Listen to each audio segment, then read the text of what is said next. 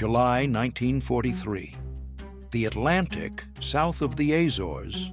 Lieutenant Junior Grade John Ballantine banks his Avenger over slate-gray swells.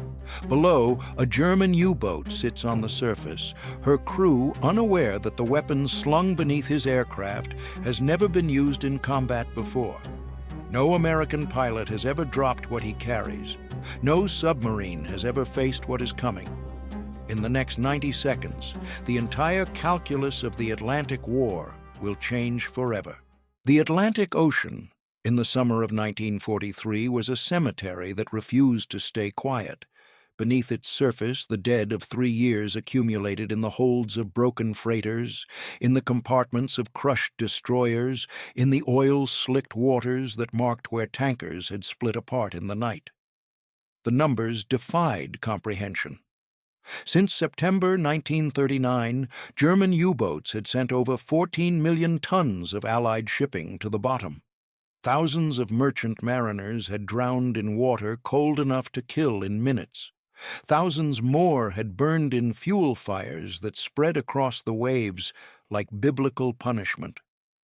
The ocean itself seemed complicit. Its vastness made it impossible to patrol. Its depth gave submarines sanctuary. Its weather, the fog banks, the squalls, the endless gray horizons, turned every convoy into a game of chance, played against an enemy who held all the cards. By early 1943, the U-boat fleet had grown to its greatest strength. Over 400 submarines, operated under Admiral Karl Dönitz's command, organized into wolf packs that could converge on a convoy from multiple directions, attacking at night when surface escorts were nearly blind. March of that year had been the worst month of the entire war for Allied shipping. In those 31 days alone, U-boats sank over 600,000 tons of cargo, food, fuel, ammunition, vehicles, aircraft, and the raw materials that kept Britain alive and armed. The mathematics were stark. Britain imported nearly everything: food, oil, steel, aluminum, rubber. The island nation consumed roughly 1 million tons of imported goods per week simply to survive, and considerably more to wage offensive war. If losses continued at the March rate, the stockpiles would empty, the factories would fall silent, the planned invasion of Europe would become impossible. Winston Churchill, who had led Britain through the Blitz with defiance and rhetoric, admitted privately that the U-boat threat frightened him more than any other aspect of the war. The Battle of the Atlantic, he would later write, was the dominating factor throughout the conflict. Everything else depended on its outcome. The Americans understood this. After Pearl Harbor, when German submarines appeared off the eastern seaboard and began sinking ships within sight of American beaches, the reality became impossible to ignore. In the first 6 months of 1942, U-boats sank nearly 500 ships in American waters alone. Citizens in Atlantic City watched tankers burn on the horizon. Bodies washed up on Florida beaches. The glow of burning vessels lit the night sky from Cape Hatteras to the Gulf of Mexico. The U.S. Navy scrambled to respond. Destroyer escorts, patrol aircraft, convoy systems, coastal blackouts. But the ocean was too large, the submarines too numerous, and the available countermeasures too limited. A submarine on the surface could spot a convoy's smoke from 20 miles away. A submarine submerged could slip beneath a destroyer's hull and escape into the deep.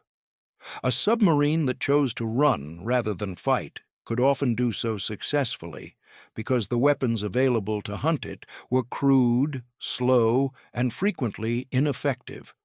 This was the fundamental problem that shaped everything about anti-submarine warfare in the early years of the war. Finding a submarine was extraordinarily difficult. Attacking it successfully was harder still. Aircraft changed part of this equation. A plane, flying at altitude, could survey thousands of square miles of ocean in a single patrol. It could spot the telltale wake of a surfaced submarine from distances that gave the U-boat no time to dive. It could report positions, vector in surface ships, and maintain contact during the agonizing minutes when a submerged submarine tried to slip away. But aircraft had their own limitations. The moment a U-boat's lookouts spotted an approaching plane, the submarine would crash dive. Within 30 to 45 seconds, a well-trained crew could take their boat from surface running to periscope depth. Within 90 seconds, they could reach 100 feet. Within 2 minutes, they could disappear into the protective darkness below. This created a window measured in heartbeats. A patrol aircraft spotting a submarine from 10 miles away might have 2 minutes before the boat vanished. In that time, the pilot had to close the distance, set up an attack run, and release weapons while the target was still vulnerable. Too slow, and the submarine would be gone. Too fast, and the attack angle would be wrong. Too high, and the bombs would scatter harmlessly. Too low, and the aircraft itself might be caught in the blast. And even if everything went perfectly, even if the pilot timed his approach with precision and dropped his weapons with skill, the submarine might still survive. The standard weapon for aircraft attacking submarines was the depth charge. These were cylindrical canisters filled with high explosive designed to sink through the water and detonate at a preset depth. A direct hit was catastrophic, but direct hits were essentially impossible against a maneuvering target obscured by water. Instead, depth charges relied on pressure waves. A charge detonating within 15 feet of a submarine's hull could crack it open. A charge detonating within 50 feet could cause serious damage. Beyond that range, the effect diminished rapidly. A submarine that had reached 100 feet of depth and begun evasive maneuvers presented a target so uncertain that hitting it became a matter of luck rather than skill. The aircraft had to guess. Where would the submarine be when the charges sank to detonation depth? How fast was it moving? What direction had it turned? The pilot could see nothing beneath the surface. He could only drop his weapons on the swirl of disturbed water where the boat had vanished and hope that his estimates were correct. They usually were not. Analysis of anti-submarine attacks throughout 1942 and early 1943 revealed a discouraging truth. Aircraft attacking submarines achieved kills in only a small percentage of their attacks. Many submarines escaped with minor damage or no damage at all. The depth charge, for all its power, was fundamentally a weapon of hope rather than certainty.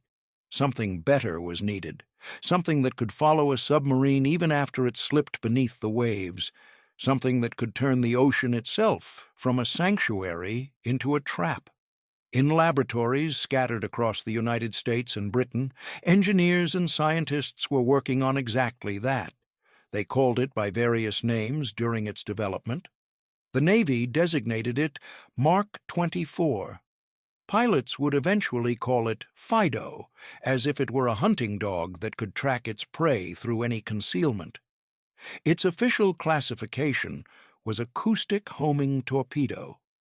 And in July 1943, the weapon was no longer theoretical. It was sitting in the bomb bay of a TBF Avenger, piloted by a young man from the escort carrier USS Santee, circling over the Atlantic south of the Azores, waiting for its first moment of combat truth. If you find these forgotten chapters of history meaningful, consider liking and subscribing.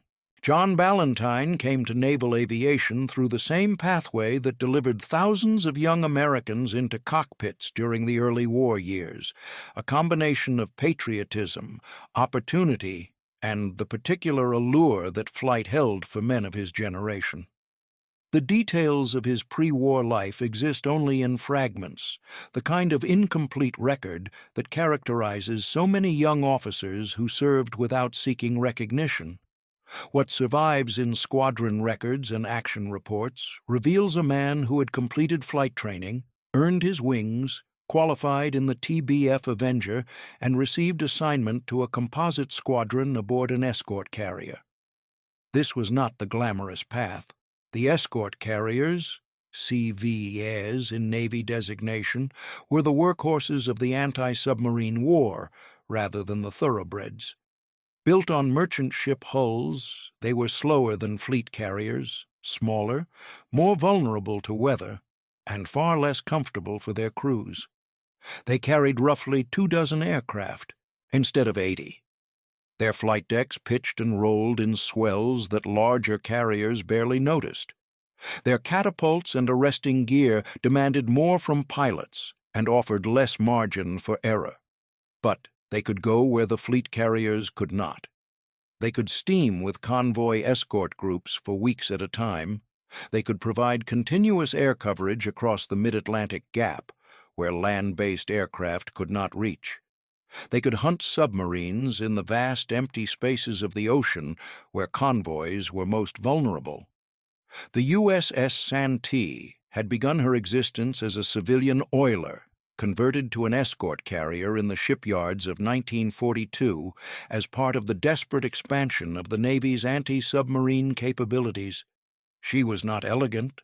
Her crew sometimes called her and her sister ship's jeep carriers, or even less flattering names, but she carried aircraft, and aircraft could find submarines, and finding submarines was the essential first step in destroying them. Ballantine and his fellow aviators aboard Santee flew the Grumman TBF Avenger, an aircraft that had been designed for a different purpose but found its true calling in the anti-submarine role. The Avenger was originally conceived as a torpedo bomber, intended to attack enemy surface ships with the Mark 13 aerial torpedo. Its combat debut had been catastrophic. 5 of 6 Avengers launched against the Japanese fleet at Midway were shot down, and the sole survivor returned so damaged it never flew again. But the aircraft itself proved durable, versatile, and capable of carrying substantial ordnance over considerable distances. For anti-submarine work, the Avenger was nearly ideal. Its internal bomb bay could accommodate depth charges, bombs, or the new weapons still being introduced into service. Its 3-man crew, pilot, turret gunner, and radio man/bombardier, provided multiple sets of eyes and the ability to maintain radar watch while the pilot flew. Its range allowed extended patrols far from the carrier. Its robust construction forgave the hard landings that escort carrier operations frequently produced. Flying an Avenger from an escort carrier required specific skills that differed from the aerial combat most people imagined when they thought of naval aviation. There were no enemy fighters to dogfight, no dramatic carrier strikes against distant targets, no formations of dozens of aircraft sweeping toward a decisive battle. Instead, there were long hours of patrol, gray sky, gray water, the drone of the engine, the endless scanning of the horizon for something that might or might not be there. The knowledge that the enemy you hunted could see you coming and would almost certainly try to escape rather than fight. It was monotonous until suddenly it was not. A submarine spotted on the surface transformed everything. Seconds mattered. Decisions that had been hypothetical became urgent. Training that had seemed routine became the difference between killing and being forgotten. Ballantine had trained for these moments. He had practiced attack approaches on target sleds and simulated contacts. He had studied the characteristics of German submarines, their silhouettes, their dive times, their likely evasive patterns. He had learned the capabilities and limitations of his weapons. What he carried on July 14, 1943, was different from anything he had trained with previously. The Mark 24 mine, its cover designation deliberately deceptive, was classified at the highest levels. Pilots cleared to carry it received special briefings that emphasized the absolute necessity of secrecy. If the Germans learned that American aircraft were deploying acoustic homing torpedoes, they would immediately begin developing countermeasures. The weapon's effectiveness depended entirely on the enemy not knowing it existed. Ballantine had been told what the weapon could do. He had been told how to deploy it. He had been told that no one had yet used it successfully against an enemy, submarine in actual combat. What he could not have been told, because no one yet knew, was whether the weapon would work as advertised when everything was real, when the target was diving, when the ocean was swallowing the submarine, when the moment arrived that separated theory from history. The morning of July 14th began like every other patrol morning aboard Santee. The carrier steamed through moderate swells. The flight deck crew prepared aircraft for launch. The air operations officer briefed the patrol sectors and the expected weather conditions. Ballantine and his crew manned their Avenger in the routine fashion that repetition had made automatic. They ran through pre-flight checks. They confirmed their weapons load. They tested their radio and radar equipment. Then they launched into the Atlantic sky to hunt something that did not want to be found. The problem that consumed anti-submarine warfare planners throughout the early war years was elegantly simple to state and maddeningly difficult to solve. How do you kill something you cannot see? A submarine on the surface was vulnerable. Aircraft could bomb it, strafe it, depth charge it. Surface ships could engage it with gunfire. The submarine's advantages, stealth, surprise, the ability to strike from concealment, evaporated the moment it was forced to fight on the surface. German U-boats understood this. Their tactics evolved accordingly. They ran on the surface at night, when aircraft could not see them, charging their batteries and making high-speed transits to intercept convoy routes. During daylight, they submerged, creeping along at a few knots to conserve battery power, rising only to periscope depth for brief observations. The introduction of radar changed part of this equation. Aircraft equipped with ASV, air-to-surface vessel radar, could detect surfaced submarines, at night or in fog. But radar had its own limitations. Early sets were unreliable. Their range was modest. Skilled U-boat commanders learned to recognize the radar emissions and dive before the aircraft arrived. Each technological advance produced a countermeasure. Each countermeasure demanded another advance. The Atlantic War became an industrial and scientific competition fought in parallel with the operational battle, each side racing to stay ahead of the other's innovations. By 1943, the Allies had begun to gain advantages. Better radar, more escort vessels, longer-range aircraft, improved tactics, the code-breaking successes at Bletchley Park, which allowed convoys to be routed around wolf pack concentrations. All of these factors combined to make May 1943 a turning point. Dönitz lost 41 submarines that month, a rate of attrition that forced him to withdraw his boats from the North Atlantic convoy routes. But withdrawal was not defeat. The submarines remained. They regrouped in areas where Allied coverage was thinner. They probed for weaknesses. They waited for opportunities. The Allies could not relax. They could not assume the battle was won. They had to keep hunting, and the fundamental problem remained. Once a submarine submerged, it became invisible. The hunter had to guess where it was going, drop weapons on that guess, and hope for the best. Depth charges were the primary weapon, but their limitations were severe. They sank slowly, roughly 10 feet per second. A charge set to detonate at 100 feet would take 10 seconds to reach that depth. In 10 seconds, a submarine moving at even modest speed could travel a significant distance. The attacking pilot had to estimate the submarine's course and speed, calculate where it would be when the charge arrived, and aim accordingly. The geometry was unforgiving. A submarine commander, hearing aircraft overhead, would immediately take evasive action, turn sharply, change depth, speed up or slow down. Every variation made the pilot's calculations more uncertain. Worse still, the pilot typically had only one chance. Depth charges carried by aircraft were heavy, limiting the number that could be carried. A TBF Avenger might carry 4 depth charges on a patrol. Miss with those 4, and the attack was over. The submarine escaped. The pilot returned to his carrier with nothing but frustration. The statistics reflected this reality. Throughout 1942, aircraft attacking submarines achieved decisive kills in roughly 3 to 5% of their attacks. Even allowing for cases where submarines were damaged or forced to abort their patrols, the efficiency was poor. The ocean protected its secrets too well.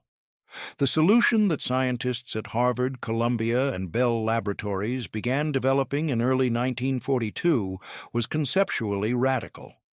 Instead of dropping weapons that sank passively and detonated on a timer or depth gauge, they would create weapons that actively hunted their targets. The physics were challenging but not impossible.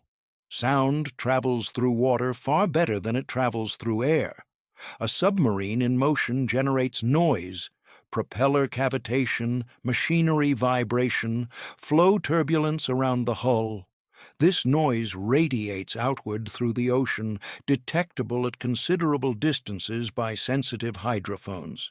If a torpedo could be equipped with hydrophones and a guidance system that steered it toward the loudest sound source in its vicinity, it would follow a submarine like a hound following a scent. The submarine could not hide from its own noise. The deeper it dove, the harder its crew worked to escape, the more noise it made. The weapon would track that noise until it found its source. The engineering challenges were formidable. The hydrophones had to be sensitive enough to detect submarine noise, but selective enough to ignore the torpedo's own propulsion sounds. The guidance system had to process acoustic information in real time and translate it into steering commands. The entire package had to be small enough to fit in a torpedo body, rugged enough to survive being dropped from an aircraft, and reliable enough to function after the shock of water entry. The project moved forward with the urgency that wartime production demanded. By early 1943, working prototypes were being tested. By spring, the weapon had been approved for operational deployment under the highest classification restrictions. It was designated Mark 24, a deliberately vague number in a deliberately misleading category. Official documents called it a mine rather than a torpedo to further obscure its nature. Pilots who carried it were told to refer to it by its nickname, Fido, never by its actual function. The weapon was 7 feet long and weighed roughly 700 pounds. It carried 92 pounds of high explosive in its warhead. Its electric motor drove it at a modest 12 knots, far slower than the German torpedoes that sank Allied ships at 40 knots or more, but speed was not its purpose.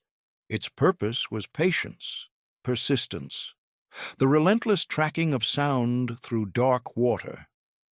A pilot attacking with the Mark 24 did not need to estimate where the submarine would be. He needed only to drop the weapon reasonably close to where it had submerged. The torpedo would enter the water, begin its circular search pattern, detect the acoustic signature of the diving submarine, and home in on it with mechanical indifference to the submarine's attempts at evasion. The submarine could turn. The torpedo would turn with it. The submarine could speed up. The torpedo would follow.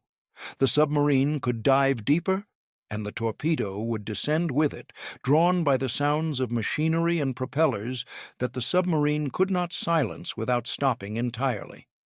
If the submarine stopped entirely, the torpedo's active search pattern would continue, circling, listening, waiting for any noise that might betray its prey's location. This was the weapon that waited in John Ballantine's bomb bay on the morning of July 14, 1943. No American pilot had yet used it against an enemy submarine in combat. The weapon had been tested against friendly submarines in controlled conditions. It had performed according to specifications, but combat was not a controlled condition. The enemy was not cooperating. The ocean itself was full of acoustic interference, wave noise, biological sounds, thermal layers that bent and distorted sound propagation. Would it work? That morning, over the Atlantic south of the Azores, the answer was about to be determined. The patrol had been routine for hours. Ballantine flew his assigned sector, maintaining altitude, scanning the ocean below through breaks in the scattered clouds. His crew watched their instruments, the radar operator sweeping the scope for surface contacts, the turret gunner visual scanning the sectors the pilot could not easily observe. The Atlantic stretched in every direction, vast and apparently empty.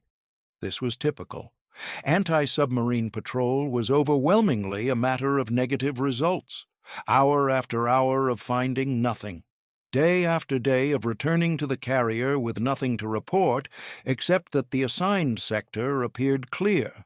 The submarine that would change this was U-160, a Type 9C boat commanded by Kapitänleutnant Gerd von Pommer-Esche. She had been operational since early 1942, had completed multiple war patrols, and had claimed several Allied vessels sunk. She was experienced, battle-tested, and operating in an area far from the convoy routes where Allied anti-submarine activity was most intense. The waters south of the Azores offered German submarines a degree of safety that the North Atlantic no longer provided. Air coverage was thinner. Escort groups were smaller. The vast distances made sustained hunting operations difficult. A submarine commander who exercised reasonable caution could transit through the area with acceptable risk.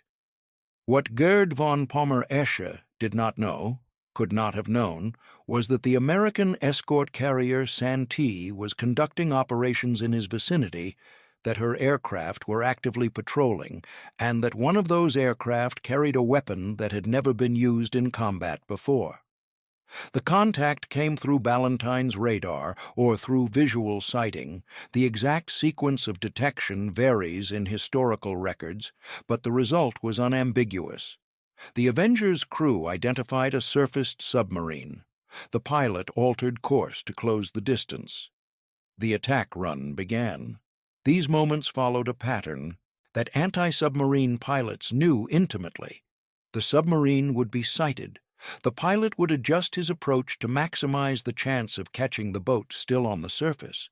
The submarine's lookouts would spot the incoming aircraft. The alarm would sound. The boat would begin its crash dive. Then the race against geometry began. Ballantine pushed his Avenger toward the contact, watching the submarine below. He could see the boat's silhouette against the water, could see the foam at her stern where the propellers churned, could see, as the seconds passed, the unmistakable signs of a dive beginning. The bow dipping, the hull sliding forward and down, the conning tower disappearing beneath the surface, the swirl of disturbed water marking where the submarine had been. In a conventional attack, the pilot would now calculate quickly, estimate the submarine's likely course and speed underwater, and drop his depth charges on the best available guess. The charges would sink. The detonations would fountain upward, and the pilot would circle, watching for debris, oil, or other evidence that his attack had succeeded. But this attack was not conventional. Ballantine carried the Mark 24. His briefings had prepared him for exactly this scenario. The submarine had submerged. The swirl marked its last known position. The weapon he carried did not require precise estimates of where the target would be. He dropped the Mark 24 into the ocean near the point where U-160 had disappeared. What happened next occurred beneath the surface, invisible to the aircrew circling above. The torpedo entered the water, its systems activated. Its electric motor began driving it forward in a circular search pattern. Its hydrophones began listening to the surrounding ocean. Somewhere below, U-160 was running. Her crew would have been at battle stations, the commander issuing orders, the diving planes angled to drive the boat deeper, the propellers turning at whatever speed seemed best, calculated to escape the threat above. The sounds of that escape, the propeller cavitation, the machinery noise, the flow of water over the hull, radiated outward through the ocean. The Mark 24's guidance system detected those sounds. It compared them to the ambient noise. It identified the direction of the loudest source. The torpedo turned toward U-160, and it followed. The crew of the Avenger could only watch and wait. This was one of the strangest aspects of the Mark 24 weapon from a pilot's perspective. With depth charges, the attack was immediate and decisive. You dropped your ordnance. You saw the explosions. You knew within seconds whether you had hit anything. The feedback was visceral, even if the outcome was usually negative. With the acoustic torpedo, the feedback was delayed and indirect. The weapon disappeared beneath the waves. The pilot circled, waiting. Minutes passed. Either something would happen or nothing would, and the pilot had no way to influence the outcome once the torpedo was in the water. Ballantine maintained his orbit over the area where U-160 had dived. His crew scanned the surface for any sign of the submarine's fate. They watched for the telltale spreading slick of fuel oil that marked a fatal hull breach. They watched for debris rising from the depths. They watched for the expanding circle of disturbed water that might indicate an underwater detonation. The Mark 24 was not fast. Its 12-knot speed meant that catching a submarine at full underwater speed might take time. The weapon had an endurance of roughly 15 minutes at search speed. Enough time to complete multiple search patterns, enough time to close the distance to a fleeing target, enough time to fail if the target somehow evaded or the guidance system malfunctioned. 15 minutes is a long time to circle and wait. What was happening beneath the surface cannot be known with the certainty that the historical record provides for events visible to witnesses. The crew of U-160 left no survivors to describe the final minutes of their boat. But the physics of the encounter can be reconstructed from the weapon's known capabilities and the outcome that followed. U-160 would have been diving, her commander trying to reach the protective depths where aircraft-dropped weapons traditionally lost their effectiveness. The deeper a submarine went, the more the pressure outside the hull increased, but also the more time depth charges would take to reach that level, and the more room the submarine had to maneuver. Against depth charges, depth was safety. Against an acoustic homing torpedo, depth made no difference. The Mark 24 could follow its target down. Its pressure hull was rated for substantial depth. Its guidance system cared only about sound, and sound propagated regardless of depth. The submarine's commander, applying the tactics that had served U-boats well throughout the war, would have been executing exactly the wrong response, running at speed, making noise, making himself audible to the weapon tracking him. The torpedo closed the distance. Foot by foot, second by second, the sounds of U-160 growing louder in its hydrophones, the guidance system making continuous corrections, the small torpedo following the large submarine through the darkness. Then the proximity fuse triggered. 92 pounds of high explosive detonated against or immediately adjacent to U-160's hull. Above the surface, Ballantine and his crew saw the evidence emerge: the spreading oil slick, the debris rising to the surface, the unmistakable signature of a submarine destroyed at depth, not damaged, not forced to retreat, but killed. U-160 was gone. All 57 of her crew perished. This was the first confirmed kill by the Mark 24 acoustic homing torpedo in the history of naval warfare, the weapon that scientists had designed in laboratories, that engineers had built in factories, that naval officers had classified with desperate secrecy, had proven itself in combat. The Atlantic War had just changed. Not immediately, not obviously to anyone except those with appropriate security clearances, but the capability that the Mark 24 represented, the ability to track and destroy a submerged submarine with a weapon dropped from an aircraft, altered the fundamental calculus that had governed submarine warfare since the beginning of the conflict. Submarines could no longer escape by diving. Submarines could no longer trust the ocean's depths to protect them. Submarines were now hunted by weapons that followed sound through water with mechanical persistence that no human crew could outmaneuver indefinitely. Ballantine turned his Avenger back toward the Santee. His mission was complete. His reports would enter the classified record.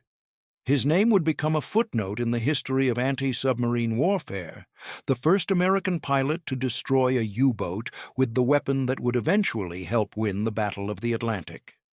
He probably did not feel historic. He probably felt tired, relieved, perhaps sobered by the knowledge that dozens of men had just died beneath the waves where his aircraft circled. This was the reality of naval aviation in the anti-submarine war. The enemy was usually invisible. The combat was usually impersonal. The kills, when they came, produced no prisoners and no survivors, just oil and debris spreading across the surface of an indifferent ocean. But Ballantine had done something that no pilot before him had accomplished. He had proven that the new weapon worked. He had demonstrated that the theories were correct, that the engineering was sound, that the approach to anti-submarine warfare that the Mark 24 represented would actually destroy submarines in actual combat.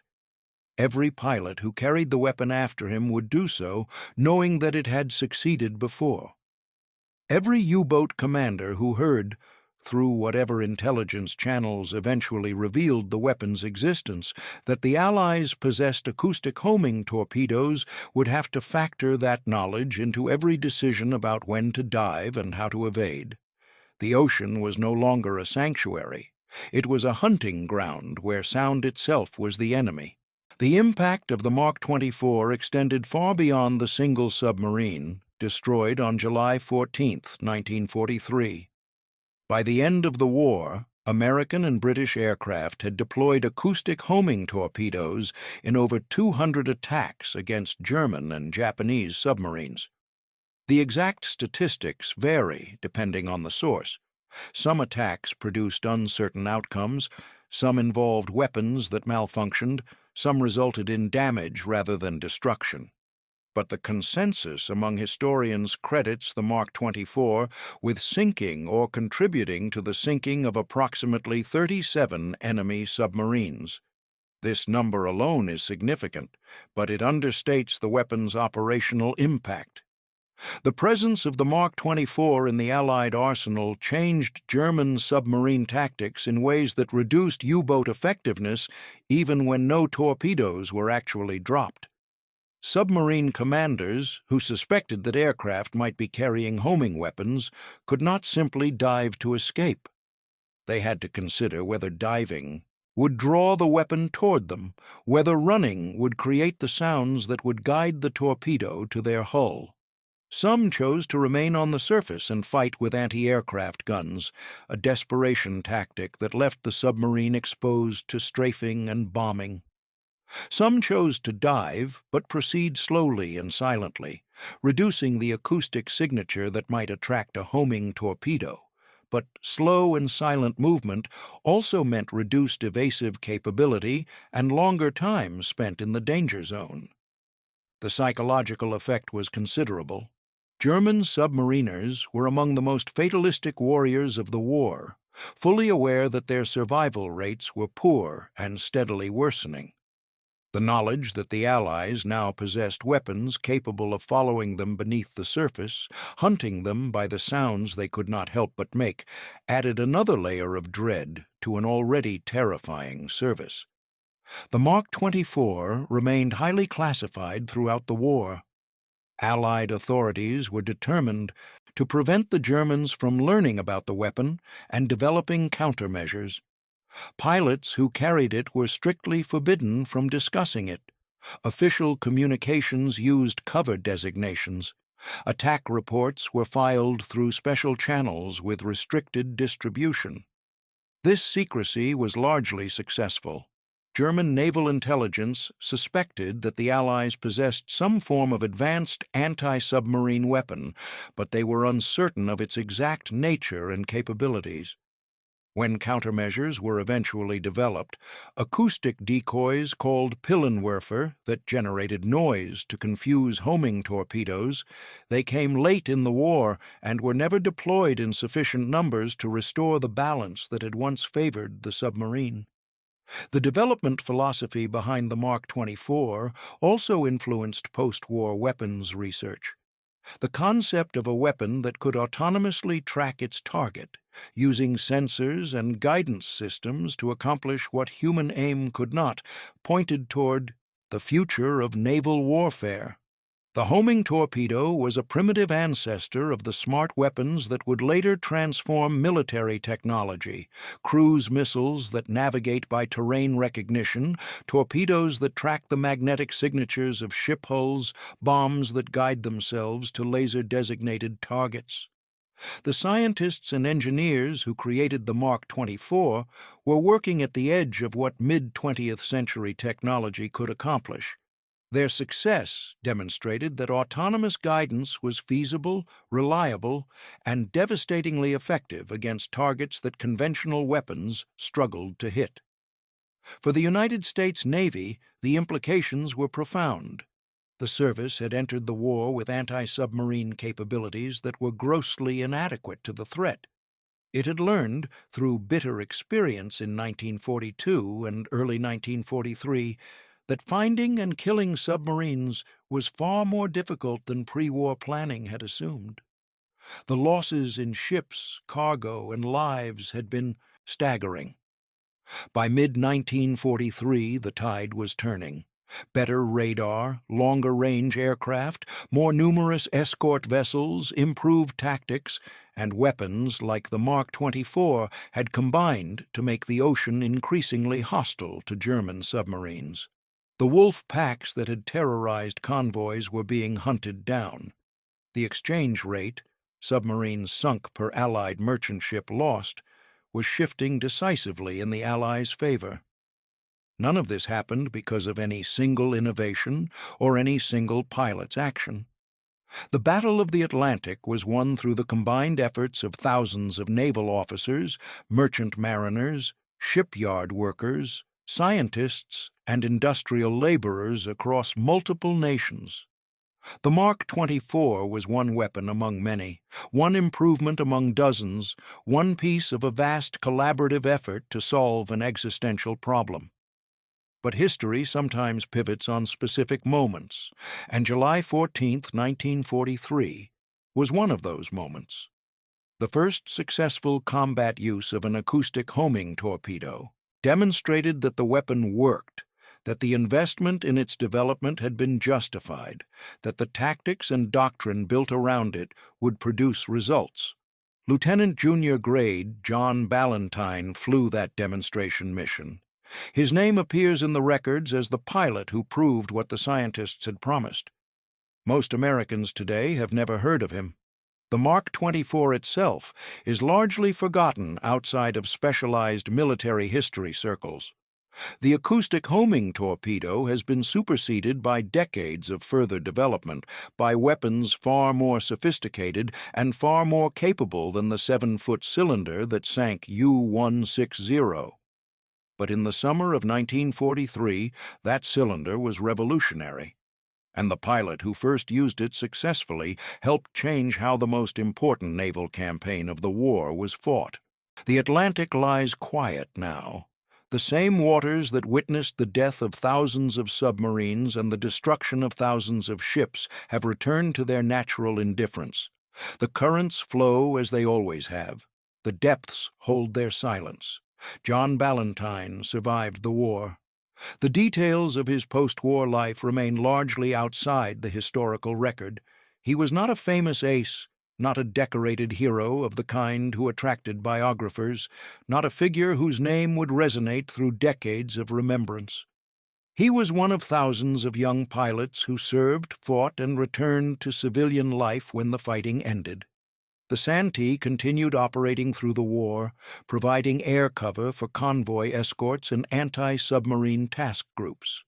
She survived several close calls and accumulated a record that, like most escort carriers, reflected the grinding routine of patrol rather than the dramatic clashes that filled newsreels. Her aircraft found submarines, attacked them, sometimes killed them, and always returned to the small flight deck that pitched and rolled in Atlantic swells. The German submarine force never recovered from 1943. The losses that year broke the offensive capability that had threatened to strangle Britain's supply lines. Submarines continued to operate until the final surrender in May 1945, but they did so on the defensive, hunted rather than hunting, surviving rather than attacking. More than 30,000 German submariners died during the war, a casualty rate approaching 75%, the highest of any military branch in any nation. U-160's crew joined that terrible statistic on July 14, 1943. 57 men, whose names appear in German naval records, whose families received the notification that their sons, brothers, husbands had been lost at sea. The ocean claimed them as it claimed so many others, offering no graves and no markers, only the endless roll of waves above the depths where their boat came to rest. This is what the Battle of the Atlantic was: industrial killing conducted at enormous scale, measured in tonnage sunk and submarines destroyed, in convoys delivered and convoys scattered, in barrels of oil that reached Britain and barrels that burned on the surface of the sea. The individual human beings who fought and died in this campaign appear in the records as names and ranks, abstractions that lose their particularity in the enormity of the whole. But the whole was made of particulars. Every sinking, every survival, every mission flown and torpedo dropped involved specific people making specific decisions under specific circumstances. The war was won or lost in those specific moments, not in the statistics that summarized them afterward. John Ballantine's moment came on a July morning when he dropped a weapon that no one had ever used before, and that weapon worked. He did not know that he was making history. He was simply doing his job, finding submarines, attacking them, hoping that the attack would succeed. The weapon found U-160 in the darkness below the surface.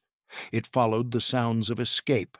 It detonated against the pressure hull. It did what its designers had intended it to do, and in doing so, it closed a door that had been open since the beginning of submarine warfare. For centuries, the submarine's greatest defense had been invisibility, the ability to slip beneath the waves and disappear into an environment that surface craft could not effectively penetrate. Depth charges could harass a submerged submarine, but they could not reliably find and destroy it. The ocean protected what it hid. The acoustic homing torpedo changed this equation permanently. It transformed the ocean from a sanctuary into a medium of transmission, sound carrying information that weapons could use to track their prey. The submarine was no longer safe beneath the waves. The submarine was betrayed by its own machinery, its own propellers, its own desperate attempts to escape. This was the true legacy of July 14, 1943. Not simply the death of one U-boat, but the demonstration that submarines had lost their fundamental advantage: The balance of power in anti-submarine warfare had shifted, and it would never shift back. Today, submarines operate in an acoustic environment, saturated with sensors and weapons designed to exploit sound. The descendants of the Mark 24 are vastly more sophisticated, capable of tracking targets at ranges and depths that 1943 technology could not approach. But the principle remains the same. Sound travels through water, weapons can be designed to follow that sound, and submarines cannot hide from the noise they generate. John Ballantine did not invent this principle. He did not design the weapon that embodied it. He was not a scientist or an engineer or a strategic planner. He was a pilot who flew a patrol, identified a target, and dropped his ordnance according to his training. But he was the first to do it successfully against an enemy who fought back. And history turns on those firsts. The Avengers that flew from the escort carriers of 1943 are gone now, scrapped, crashed, rusted into oblivion in the decades since the war ended. The carriers themselves have been decommissioned and broken up for steel. The pilots have aged and passed, their memories fading with them. What remains is the record, the dates, the coordinates, the tactical assessments, the cold enumeration of submarines sunk and aircraft lost. The documents carry no emotion. They simply attest that things happened, that people fought, that the war was won. But beneath the statistics, the human story persists. Somewhere in the Atlantic south of the Azores, a young pilot once circled over gray waves, watching for signs that his weapon had found its mark. He had never done this before. No one had. He was testing something beyond his own skill, testing whether science could solve the problem that courage alone could not. The answer rose to the surface in oil and debris, and the war, in that small sector of that vast ocean on that particular morning, tilted slightly toward the future.